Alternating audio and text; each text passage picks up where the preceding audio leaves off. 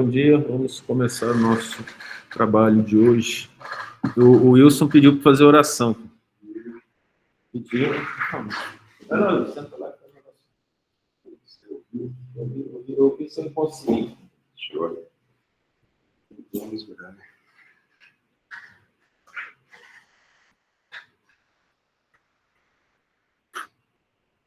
Mestre Jesus, Filho de Deus Pai Todo-Poderoso, nesse momento que nos reunimos, pedimos que nos cubram com seu manto de paz e de luz, para que possa em nossos corações entrar as suas palavras e podemos entendê-las para vivermos melhor. Pedimos, Senhor, que nos mandes os espíritos de luz e amigos para nos auxiliar nesse momento. Pedimos que mande a todos força, sabedoria, a tua paz, para que cada vez mais possamos caminhar em direção à sua palavra, à nossa reforma íntima, entendermos que a humildade e caridade é o ponto-chave para mudarmos de vida e conseguirmos, Senhor, cada vez mais rápido, em seu nome, enxergar a sua face. Obrigado, Mestre, pela luz do dia, podermos abrir os olhos, tocar os chãos, levantar de nossa cama. Pedimos, Senhor, que mande força aos necessitados que não conseguiram, ao menos, abrir os olhos hoje. Que os espíritos de luz nos auxiliem para que cada tropeço do dia seja transformado em lição para a nossa melhora íntima. Obrigado, Mestre, em teu nome, que seja feita a vossa vontade. Que assim seja.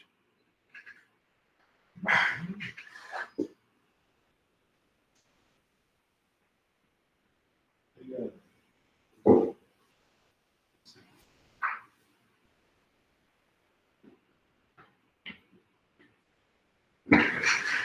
Olá.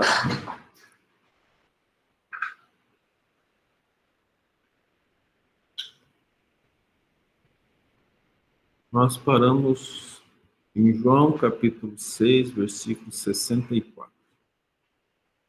Mas há alguns de vós que não creem. Porque bem sabia Jesus, desde o princípio, quem eram os que não criam e quem era o que havia de entregar. O Cristo já sabia, de antemão, aqueles que estavam com ele, para sentir a própria presença do Cristo, né? Era bom, aquele tanto de gente, tem gente que gosta de gente, né? Ou até uma multidão lá, o pessoal vai, tem um tanto de gente ali, ouvindo Cristo. Cristo é novidade. Cristo é fashion, né? Naquela época. Então o pessoal ia lá ouvir o Cristo, mas não entrava no coração. Assim é como acontece hoje também em todos os lugares, né? A doutrina espírita é a terceira revelação de Deus. É o próprio Cristo retornando e tem os que têm olhos fechados, ou os que entendem mais ou menos, ou como o próprio Judas, que achava que o Cristo deveria ser um líder religioso para que pudesse impor a vontade dele aos outros. E dizia: por isso eu vos disse que ninguém pode vir a mim se por meu Pai não lhe for concedido. É uma questão de ligação com Deus. Tudo acontece na nossa relação com Deus. Deus, sendo nosso Pai, cabe a nós gratidão eterna e humildade diante dele. De outra forma, a gente não consegue se ligar bem aos bons espíritos e às coisas boas. Desde então, muitos dos seus discípulos tornaram para trás e já não andavam com ele, porque a verdade foi falada. Percebem isso? Quando a verdade é falada, as pessoas não aceitam. Eu passei por isso várias vezes.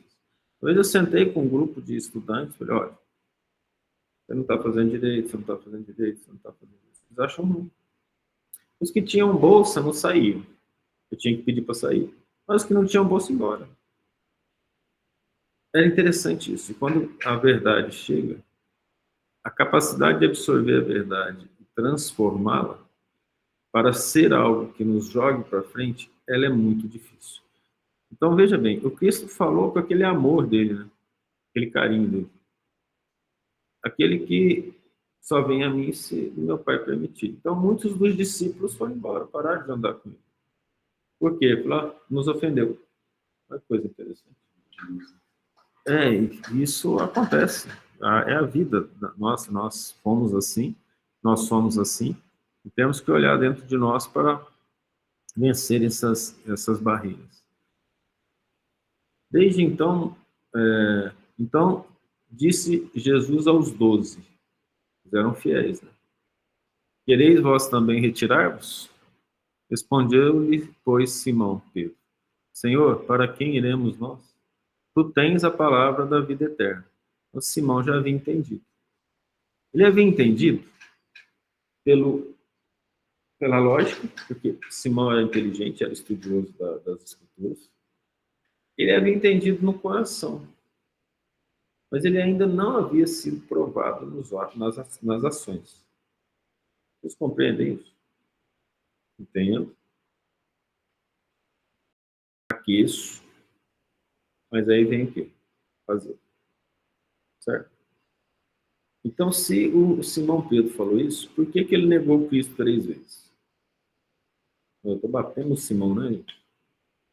Mas por que ele negou 3 vezes? Porque chegou a hora de fazer algo que ele não estava acostumado. Se o Simão Pedro fosse uma pessoa sincera, corajosa, e a certeza de que o que o Cristo ensinou era maior do que a vida humana, ele teria negado? Compreende isso? Não teria negado. Então, por que ele negou? Porque ainda havia muita coisa a melhorar dentro. Aí ele percebeu, lá na narração, a gente vê que ele percebe, ele entristece. Ele não estava sozinho, não. A gente fala do Simão Pedro, ele não estava sozinho. Ele entristece. Neguei o Cristo 3 vezes. Nem percebeu o que estava acontecendo. Nem sabia o que estava acontecendo. Porque as ações eram aquelas que ele já vinha fazendo durante um bom tempo. Mas quando você está perto do Cristo, você não tem vontade de fazer coisa errada, não. Ele te envolve no amor dele. Aí você sente que você está no paraíso. Mas você não conquistou o paraíso. Aquilo lá foi uma sensação que a gente recebe por acréscimo de misericórdia para descanso das nossas dores. Então, por exemplo, eu levo uma pessoa que está, você sabe que está com um processo obsessivo para fazer um tratamento espiritual. Imediatamente a pessoa melhora. Imediatamente. Então, mas por que ela melhorou? Não merecia passar por isso? É acréscimo de misericórdia. Vem os espíritos e ajudam. Até alguns espíritos são retirados. Mas se a pessoa não melhorar, ela chama os outros de volta. No que ela vai chamando, ela vai encontrar ali uma proteção, porque os bons espíritos mandaram alguém, um espírito, uma equipe de espíritos para proteger. Falaram, nós vamos dar tanto tempo de proteção para você pensar, meditar e estudar. Para você mudar de vida. Você vai ter um descanso para mudar de vida. Chama acréscimo de misericórdia. Depois desse tempo, você vai ser responsável pelos seus próprios atos, porque se fosse assim, todo mundo ia para o céu, porque o outro pediu tratamento espiritual é. Vocês entendem a diferença? Então, para que serve o tratamento espiritual? Porque a gente recebe ajuda. A gente não consegue sozinho. A evolução é responsabilidade nossa. Mas para evoluir, nós precisamos uns dos outros. Então, da intercedência dos superiores e do contato com os inferiores e aqueles que não são iguais. Aí os bons espíritos falam, olha, te proteger. Você vai ficar um tempo sem que a obsessão tenha uma ação muito forte sobre você, que te dominasse. Aí você pensa, medita, se fortalece. Mas volta. Hoje de manhã eu estava conversando sobre isso com um parente. Ele tinha sensibilidade sumiu, percepção, e a esposa via espíritos e pediu para não ver mais, não queria ver. Mas a situação deles é muito diversa da dos espíritas, eles eram evangélicos. E ele falava em línguas, a mediunidade fala em línguas. Perigosa essa. Você fala em línguas, o Paulo fala, se você está falando em língua, ninguém vai te entender. Tem que tentar explicar. É quase igual o professor de matemática, ele fala em línguas para a turma, né? O pessoal não entende nada, exceto a língua do aluno. Acontece isso. Aí, recebendo essa proteção, eu comentei, falei, olha, mais cedo ou mais tarde volta, porque Deus dá um prazo. Até o governo está fazendo isso. Quem não consegue pagar a dívida agora, você te deixa uns 3 meses sem pagar para retornar depois. É isso, eles estão seguindo mais ou menos o plano espiritual. Você vai ficar aqui numa moratória, busca conhecimento e vem. Aí vem leitura, a pessoa opta por ler ou não. Vem gente para conversar, a pessoa opta por ouvir ou não. Vem oportunidade de refazimento, a pessoa opta por buscar ou não. Porque, na verdade, a pessoa pode aproveitar aquilo e falar, descansei. Então, agora é só desencarnar. E alguns ficam o resto da reencarnação assim. Ficam o resto da reencarnação nessa paz, falando assim, nossa, estou bem, com tranquilidade. É que o que desencarna, ele encontra a realidade de antes. A realidade que ainda existe dentro dele, que ele não quis olhar. Entende? Então, esse exemplo de Simão é bem claro em relação a isso. Senhor, para quem iremos nós? Ele era médico, tu tens a palavra da vida eterna. Ele sabia, era empolgado. Vocês lembram? Quem dizem que eu sou? Tu és o Cristo, Filho do Deus vivo. Verdade te digo, não foi a carne que te contou, mas o Espírito Santo. Ele está falando, você falou através da mediunidade. E nós cremos e sabemos que tu és o Cristo, Filho do Deus vivo. Piorou tudo ainda que eu falei. Ele tem certeza disso e ele não decidiu se ligar ao Cristo. Chegou o momento do teste. No momento do teste, ele caiu. Mas aí ele arrependeu, né? Respondeu-lhe Jesus, não vos escolhi a vós, os 12, e um de vós é um diabo. Um de vós é mau. Eu sei escolhi com consciência. Por quê? Porque ele pôde aprender quanto tempo perto do Cristo? Pelo menos 3 anos. O que ele fez com esses 3 anos? É a responsabilidade dele. O Cristo poderia ter impedido que os obsessores agissem sobre Judas? Poderia. Mas, acima de tudo, Deus respeita o livre-arbítrio de cada um. E disso dizia ele de Judas Iscariotes, filho de Simão. É outro Simão, tá? Porque este o havia de entregar, sendo um dos 12. Aqui, vocês percebem que, para nós espíritas, essa passagem tem a ver com influência espiritual?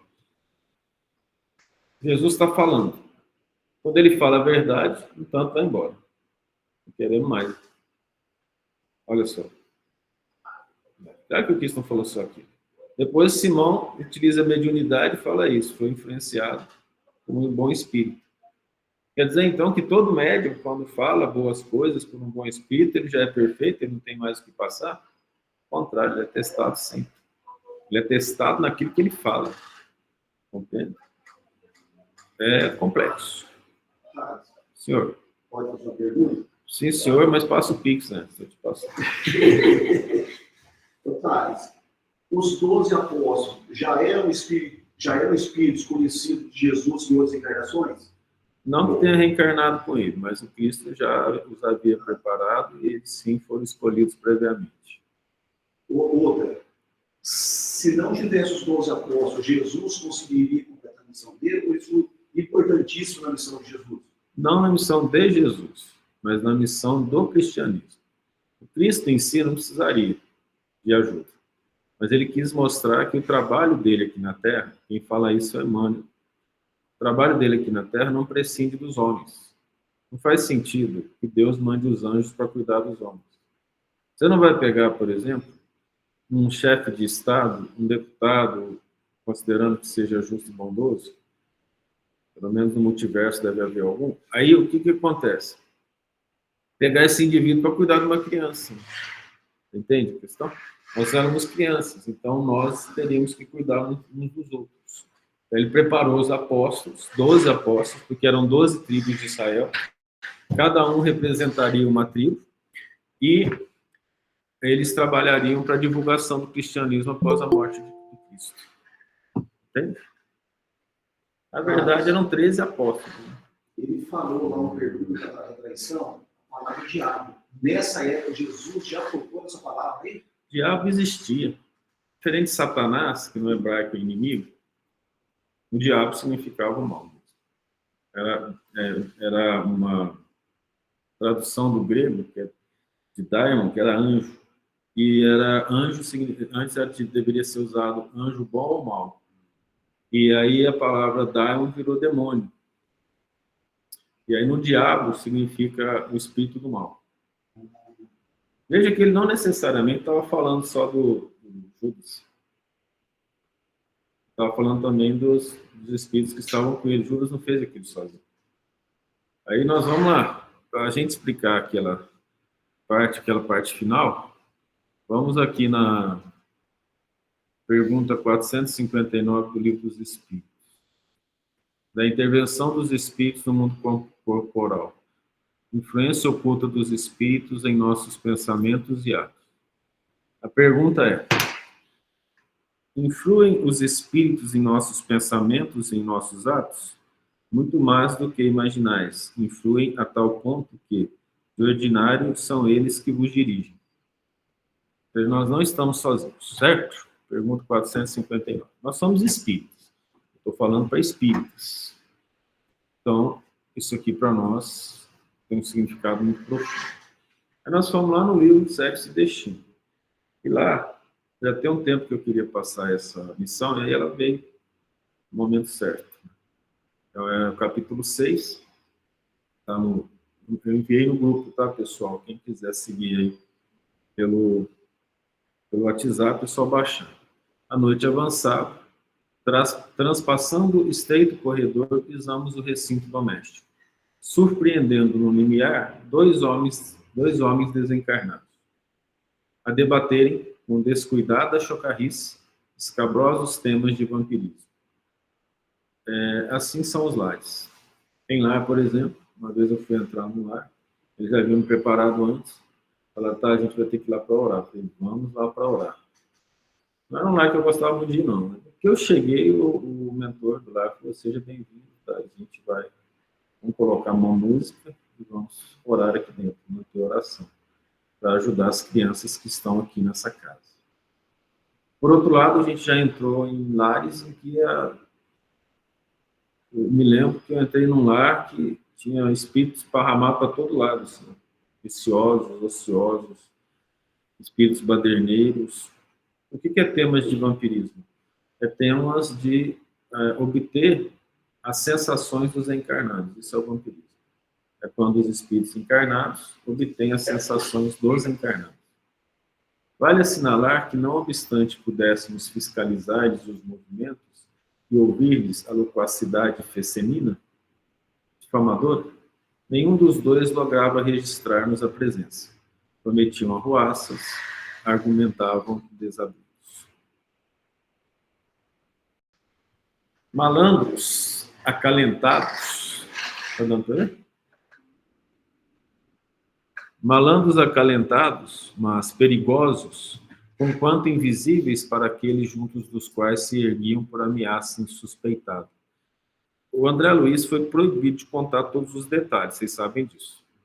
Mas tudo foi contado. E ele conta, e a gente tem que prestar atenção. Então, a palavra mais importante de tudo que a gente vai ler é perigoso. Por que é perigoso? Porque a gente não está vendo.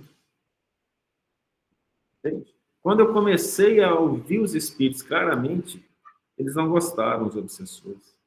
Eu sabia que era eles não querem que você saiba que são eles querem que você ache que seja você. Entende? Porque a gente não gosta de seguir a opinião dos outros. Então ele quer que a gente seja, que a gente ache que a gente que está falando, nossa, pensei uma coisa legal. Vou ali perturbar alguém. Olha que coisa legal. Então, assim, ele quer que você não saiba o que está acontecendo.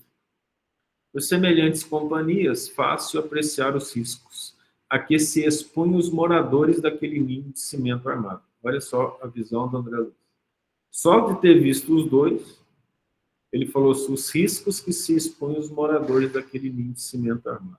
A embutir-se na construção enorme, sem qualquer defesa de espírito. Então, a casa não tinha defesa nenhuma. Não era para ser estudo. Entramos na sala principal, um cavalheiro de traços finos, em cuja maneira de escarrapachar-se se adivinhava sentar-se comodamente. Para logo, o dono da casa lia um jornal vespertino com atenção. Vamos aproveitar a palavra atenção e prestar atenção nos detalhes. Os atavios do ambiente, apesar de modestos, denunciavam apurado gosto feminino. Mobiliário antigo, de linhas quase rudes, suavizava-se ao efeito de ligeiros adornos. Ele quis dizer que a mulher cuidava da casa. Entende? Tufos de cravos vermelhos a se derramarem de vasos cristalinos harmonizavam-se com as rosas da mesma cor, habilmente desenhadas nas duas telas que pendiam nas paredes, revestidas de amarelo dourado. Hoje seria uma tristeza.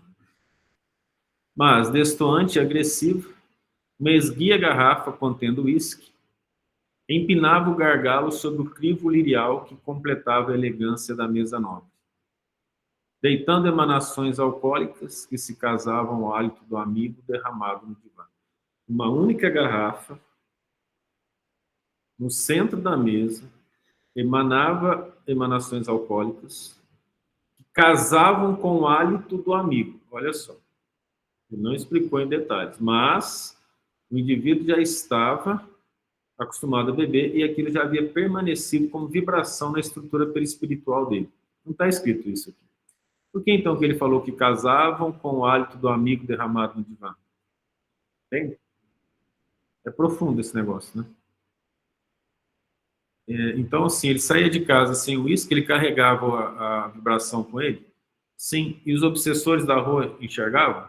Sim. Então, eles olhavam assim, ó, se a gente quiser beber, segue aquele cavaleiro. Entenderam como funciona? Eu carrego comigo as vibrações da inveja. Os espíritos obsessores da rua, que são invejosos, ele emana as vibrações que nós gostamos. Vamos nos aproximar. Entende como funciona? Nós carregamos conosco o que nós somos. Félix encarou, manifestando a expressão de quem se atormentava piedosamente, ao vê-lo e não lhe indicou. Temos aqui o irmão Cláudio Nogueira, pai de Marina e tronco do lar. Fisguei-o de relance. Figurou-se-me o hospedeiro involuntário, um desses homens maduros. Olha só como que ele é sutil. Ele antes falou dos inimigos. Ele vai contar a história ainda. Em momento algum foi falado, ou foi contado, ou André Luiz viu, que ele abrigava um desses cavaleiros que ele viu na entrada, certo? Olha o que ele chama. Hospedeiro involuntário. Entenderam a questão? Ou não? Porque eles usavam ele. Ele hospedava esses espíritos, certo? Sem perceber. Ou percebendo intimamente. Um desses homens maduros que se demoram na quadra dos 45 janeiros, esgrimindo bravura contra os desbarates do tempo. Naquela época, gente, eu quando era menino, uma pessoa de 50 anos era muito velha, tá? Era muito velha. 55 anos, quando eu era menino, tinha uns 8, 9 anos, era a expectativa de vida do Brasil. A pessoa aposentava, tinha gente aposentada com 35, 40 anos, vocês lembram? Que o pai pagava INSS desde menino, para que ele pudesse aposentar? Esgueio de relance, né? Eu já contou isso. Rosto primorosamente tratado, em que as linhas firmes repeliam a notícia vaga das rugas, cabelos penteados com distinção, unhas polidas, pijama impecável.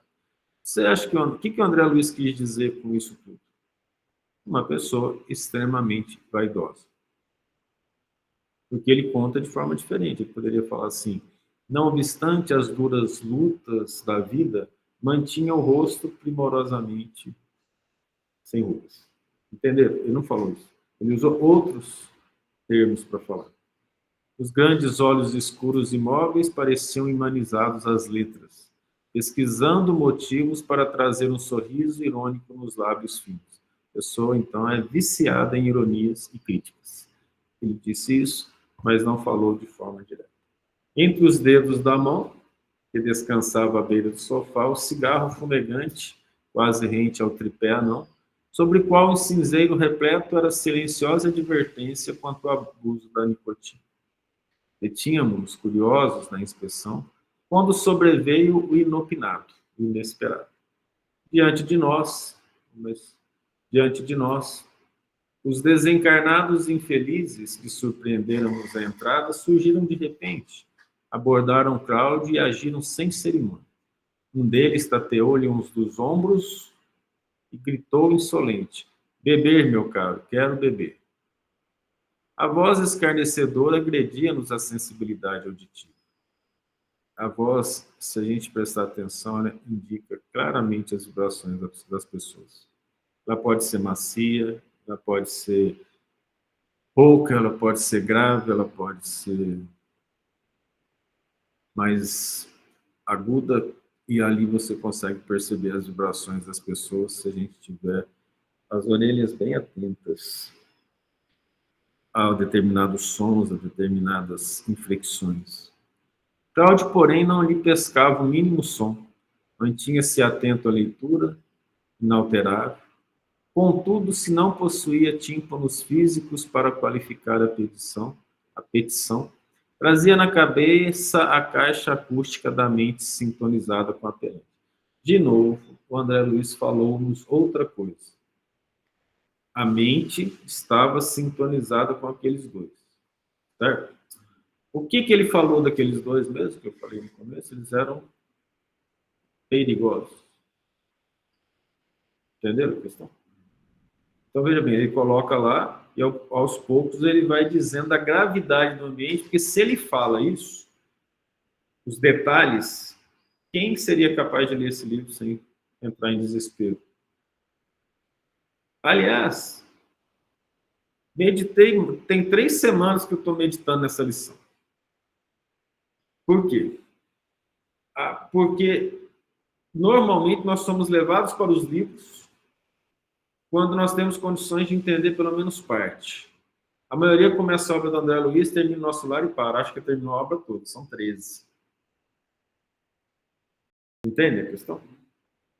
Então, para chegar nesse aqui, esse aqui está lá para frente. Para chegar nele, ele está, eu acho que ele é o 11º, não tenho certeza. Aí, ele está lá na frente. Então, a pessoa, para chegar nele, já saiu lendo. Então, toma muito cuidado na nossa didática espírita e fala, leia sexo e destino, porque acha que a pessoa tem problema sexual, ela não entende, ela desespera. Entendeu? E outra, quem falou que Nosso Lar é um livro para iniciar o espiritismo? Não é, a não ser que você tenha consciência de que aquilo vai fazer bem para a pessoa, ela já tem uma noção. Iniciar o espiritismo chama Livro dos Espíritos. Devido à deficiência de leitura de hoje, eu aconselho, comece nas perguntas. Porque a introdução, metade desaba. Se fosse cair em prova, os espíritos tinham reprovado tudo, a introdução do livro do espírito, ela é difícil e complexa. O assessor inconveniente repetiu a solicitação. Significa que não seja para ler, tá? Precisa ler. Então, se você gostou de ler perguntas e respostas, você volta na introdução. Algumas vezes, na atitude do hipnotizador, quem sofre o próprio desejo asseverando uma ordem. Acontece com o encarnado, né? A pessoa fica falando na orelha da gente. Pode ser para o bom, para o bem, ou pode ser para o mal. O resultado não se fez demorar. Vimos o paciente desviar-se do artigo político em que se entranhava. Ele próprio não explicaria o súbito desinteresse de que se notava cometido pelo editorial que lhe apressara a atenção. Nem percebeu, largou o que estava fazendo para beber agora. Mas está difícil.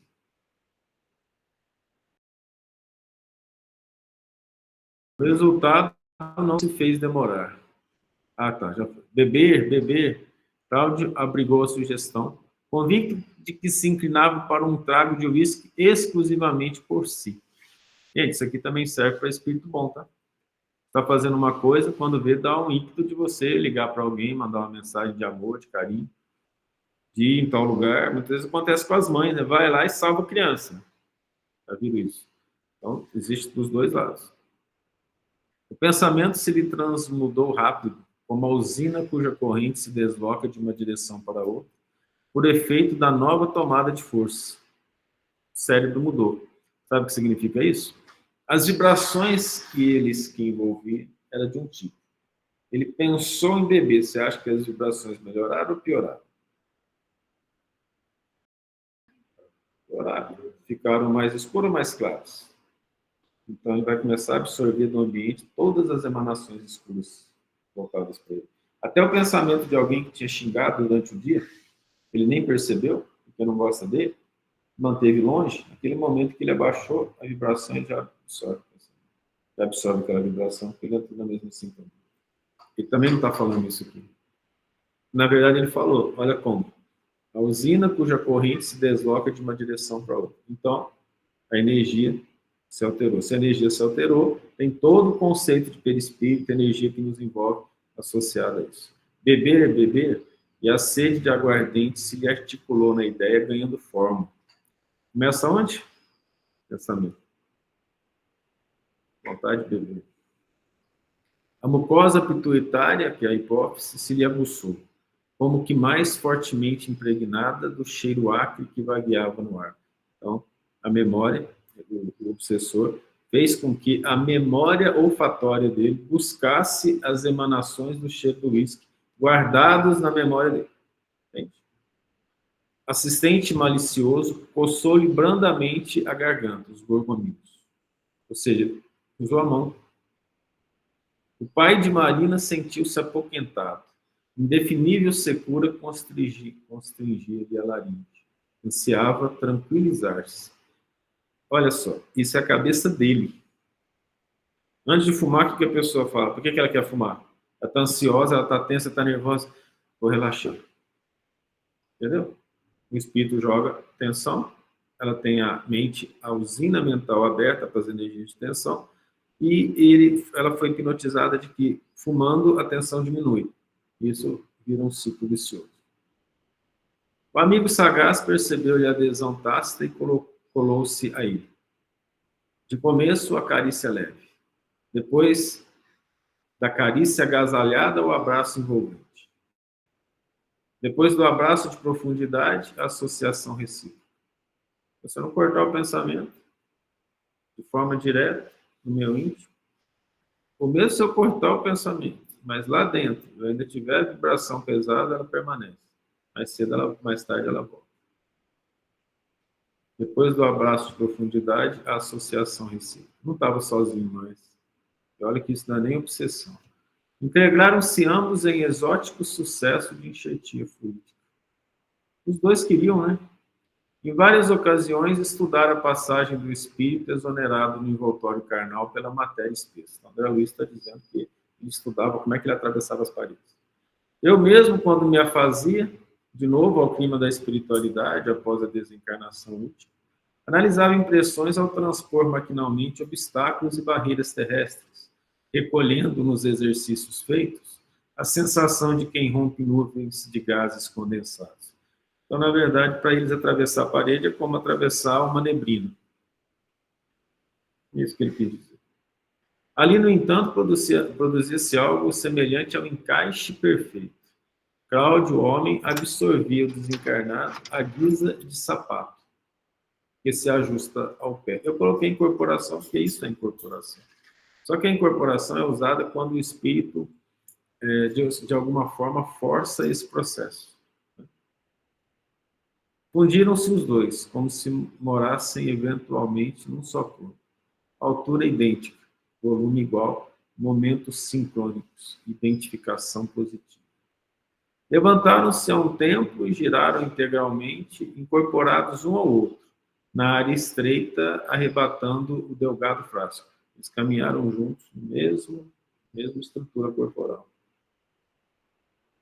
Não consegui especificar de minha parte a quem atribuir o impulso inicial de semelhante gesto. Se a Cláudio que admitia a instigação, ou se é o obsessor que a propunha. Olha que interessante. Eles vão evitar falar que é obsessão.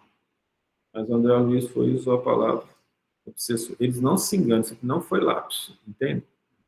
Nesse momento estava acontecendo o processo obsessivo de incorporação. A talagada rolou pela garganta, que se exprimia por dualidade singular. Ambos os dipsômanos, pessoa que tem desejo incontrolável de ingerir bebida alcoólica, estalaram a língua de prazer em ação simultânea, Entenderam o que é vampirismo? Os espíritos sentirem as sensações dos encarnados, absorvendo deles as emanações de vibrações. Ele não tem como a bebida física ter entrado no corpo do espírito. Ele sentiu as vibrações de prazer e as sensações do encarnado, entendeu? É isso que é o vampirismo. Desmanchou-se a parelha e Cláudio, desembaraçado, se dispunha a sentar, quando outro colega, que se mantinha à distância, investiu sobre ele e protestou: eu também quero. Reavivou-lhe no ânimo a sugestão que esmorecia. Absolutamente passivo diante da incitação que o assaltava, a palavra passivo é muito importante, reconstituiu mecanicamente a impressão de insaciedade.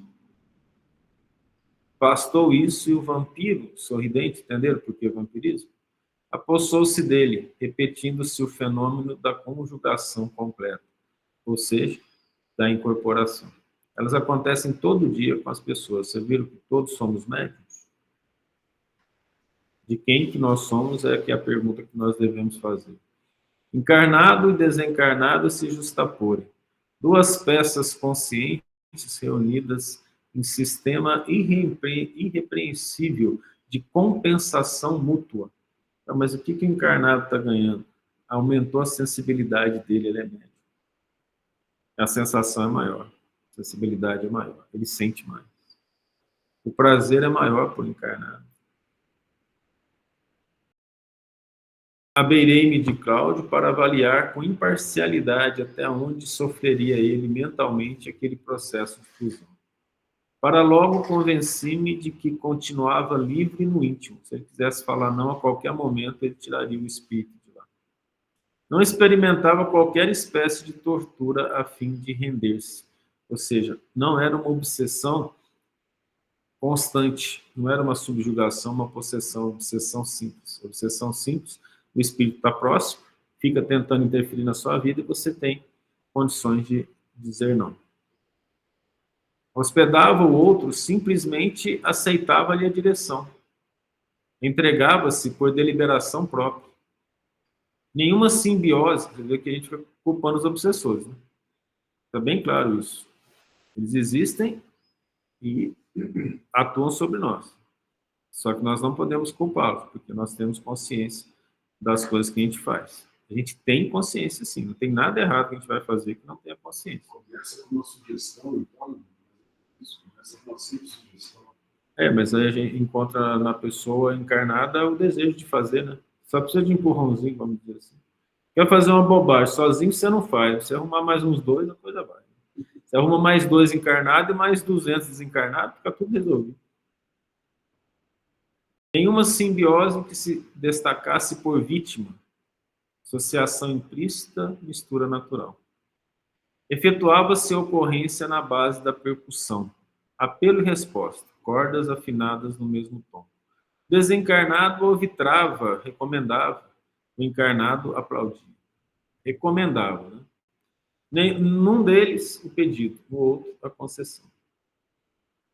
Condescendendo em ilaquear, fazer cair os próprios sentidos, Cláudio acreditou-se insatisfeito e retrocedeu, sorvendo mais um gole. Não me furtei a conta curiosa, 2 goles para 3. Foi pouco. E tem mais. Tem coisas gravíssimas. Novamente desimpedido, o dono da casa estirou-se no divã e retomou o jornal. Os amigos desencarnados tornaram ao corredor de acesso. Por que ele chamou amigo? Porque se eles precisassem do André Luiz e da equipe, eles ajudariam. Então, eles são amigos deles.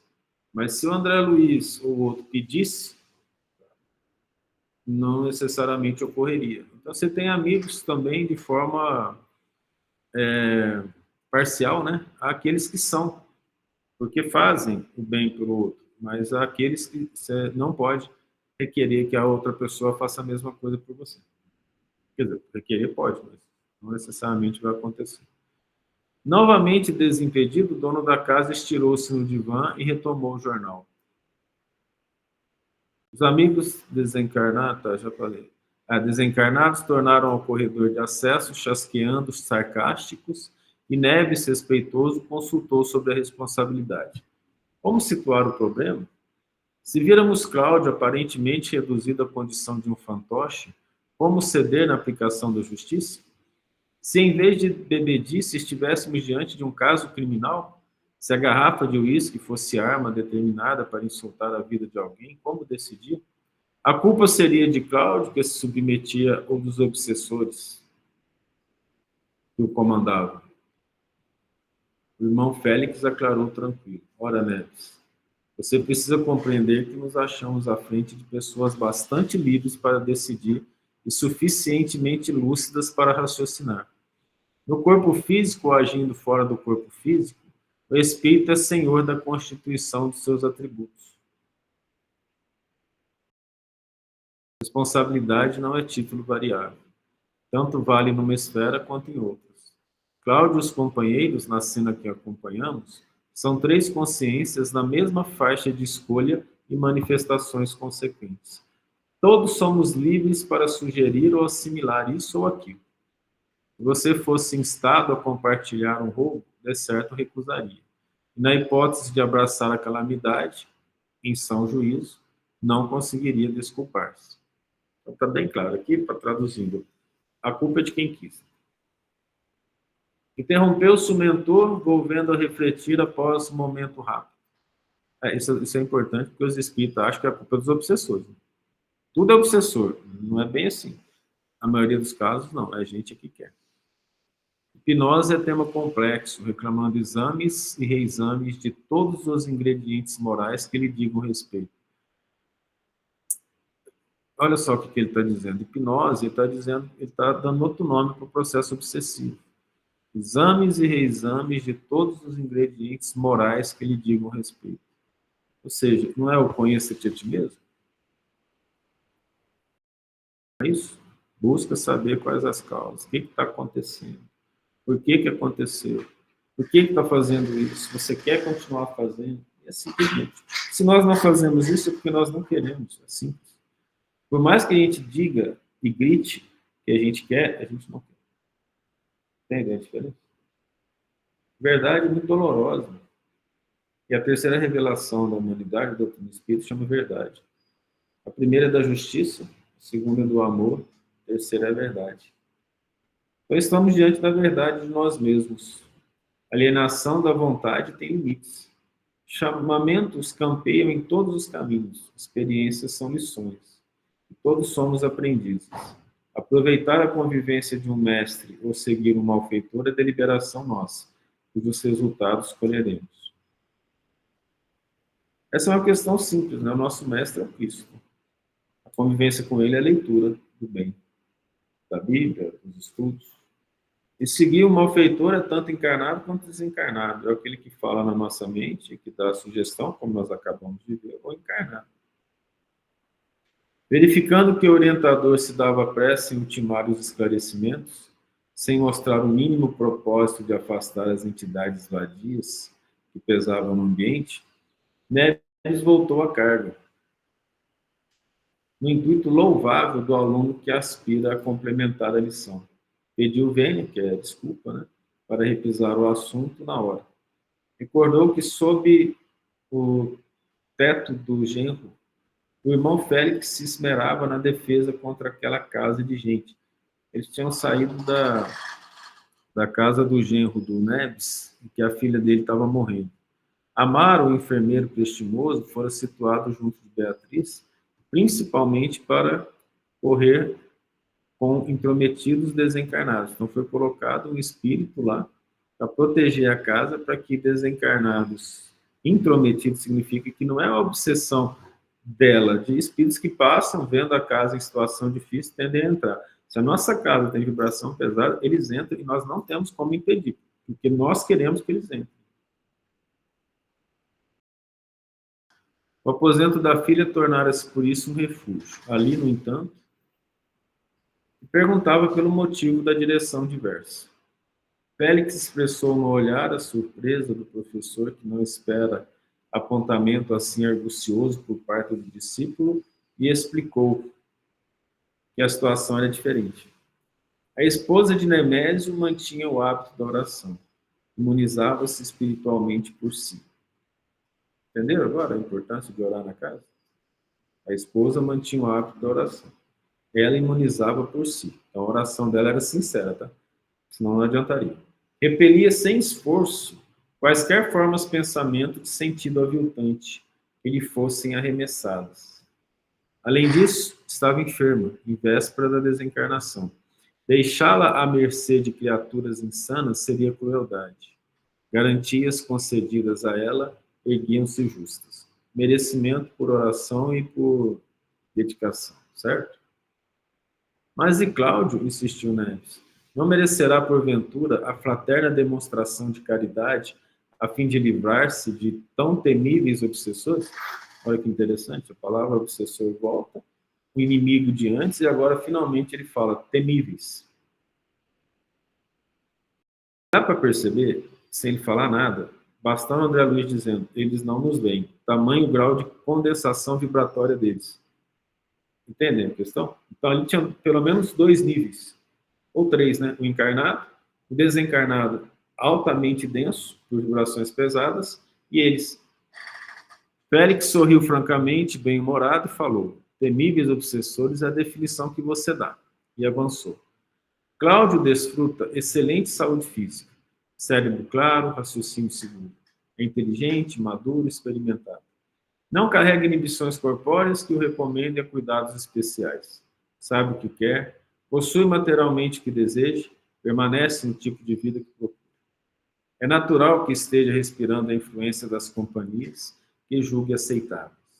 Retém liberdade ampla e valiosos recursos de instrução e discernimento para juntar-se aos missionários do bem que operam entre os homens, assegurando edificação e felicidade a si mesmo. Ele é uma espécie de ateu. Nós vamos ver, quer dizer, nós não vamos, né? Mas no resto do livro eles falam isso. Ele é uma espécie de ateu. O que ele fala, então? Retém liberdade ampla e valiosos recursos de instrução e discernimento para juntar-se aos missionários do bem. Porque todo mundo reencarna para fazer o bem. Todo mundo reencarna para se juntar aos missionários do bem. Todo mundo, sem exceção. Se não faz, é porque Deus não quis? Porque a pessoa não quer. Entende? E quantas vezes a gente é chamado e continua não querendo? Que operam entre os homens, assegurando edificação e felicidade a si mesmo. Ele está falando de edificação e felicidade é íntima, tá? Porque pancada é para todo lado, basta você escolher esse risco. Se elege para comensais da própria casa, os companheiros que acabamos de ver, é assunto dele. Se elege. Ele permitia que eles entrassem, entendeu? Então, a casa é dele, ele que elegeu. Vocês já viram aquela história dos vampiros? O vampiro bate na porta. Ele não pode entrar, a não ser que você permita. Vocês sabem disso? A mitologia dos vampiros? Se você não falar, não, você não pode entrar, ele não pode entrar na sua casa, ele não tem poder para entrar. Olha que interessante. Enquanto nos arrastávamos tolhidos pela carne, não nos ocorria a ideia de expulsar da residência alheia as pessoas que não se harmonizassem conosco. A gente só recebe quem a gente gosta. Olha a profundidade disso. A nossa casa está cheia daquilo que a gente quer, daquilo que a gente gosta. Agora, vendo de mais alto o mundo e as coisas do mundo, não seria cabível modificar semelhante modo de proceder. Ou seja, precisa respeitar o livre-arbítrio dele. Ele escolheu. O tema desdobrava-se assumindo aspectos novos. Curioso interferir. Mas, irmão Félix, é importante convir que Cláudio liberto poderia ser mais digno. Isso é perfeitamente lógico. Liberto é desencarnado, confirmou. Ninguém nega. E por que não dissipar de vez os laços que o prendem aos malandros que o exploram? O alto raciocínio da espiritualidade superior jorrou pronto. Cláudio certamente não lhes empresta o conceito de vagabundos. Para Cláudio não era vagabundo. Para ele são sócios estimáveis, amigos caros. Por outro lado, ainda não investigamos a causa da ligação entre eles para cunhar opiniões extremadas. As circunstâncias podem ser saudáveis ou enfermiças como as pessoas. Para tratarmos um doente com segurança, há que analisar as raízes do mal e confirmar os sintomas, aplicar medicação, estudar os efeitos.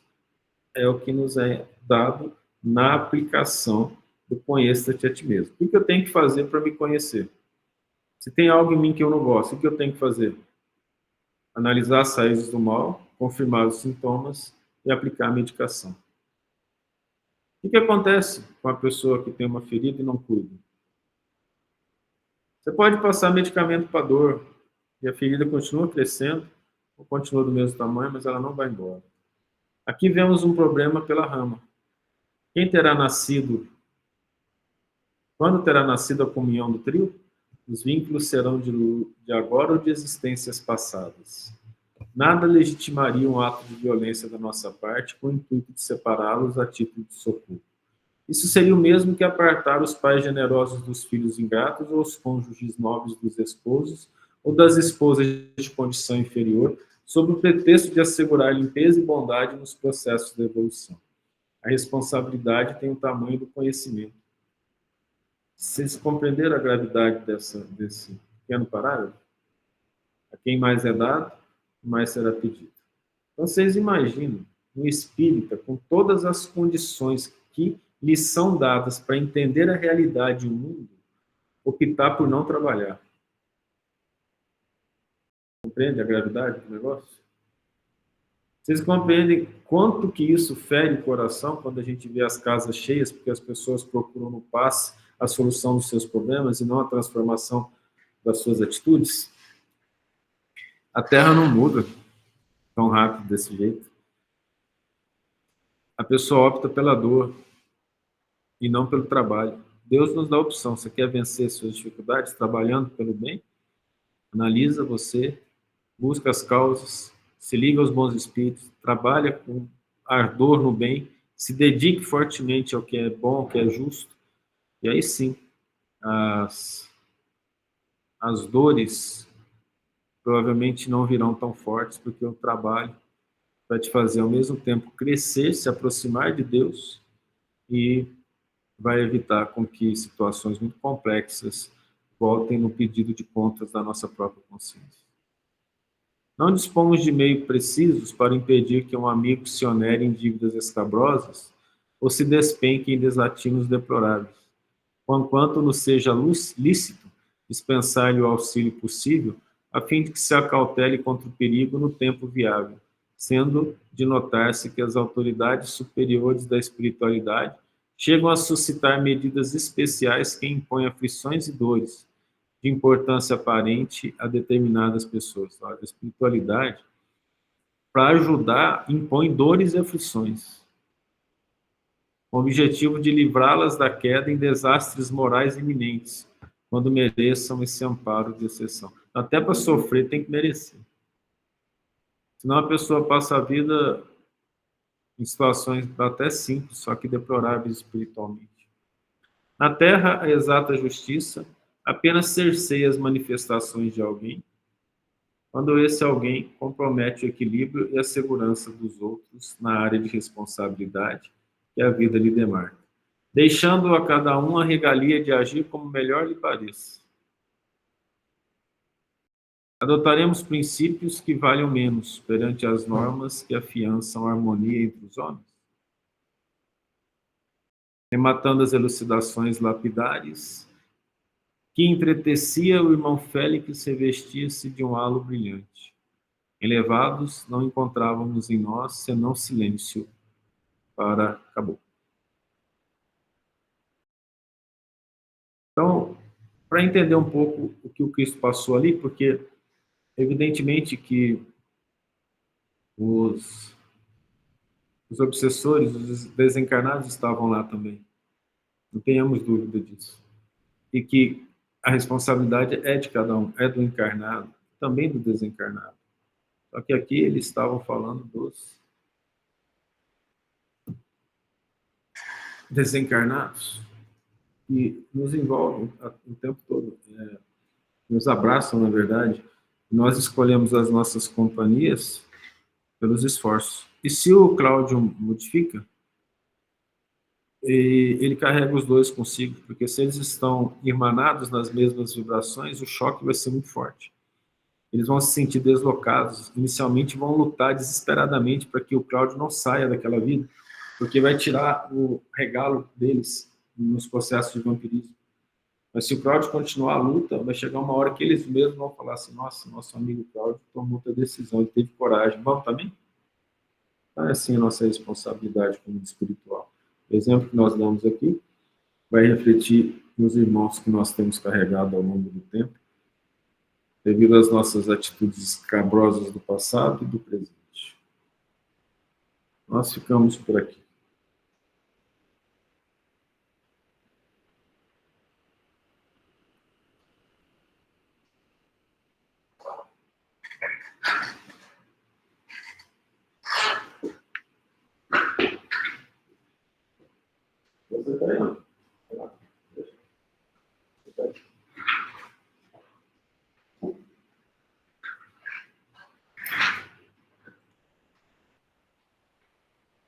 Obrigada, Mestre Jesus, por este estudo que nos foi nos permitido hoje. Obrigada pelo aprendizado que tivemos hoje aqui. Obrigada por o Senhor estar aqui hoje. Obrigada pelos bons espíritos que nos auxiliaram a ouvir boas palavras, para que possamos levar para as nossas vidas. Que o Senhor abençoe este dia. Obrigada por todas as oportunidades. Que assim seja.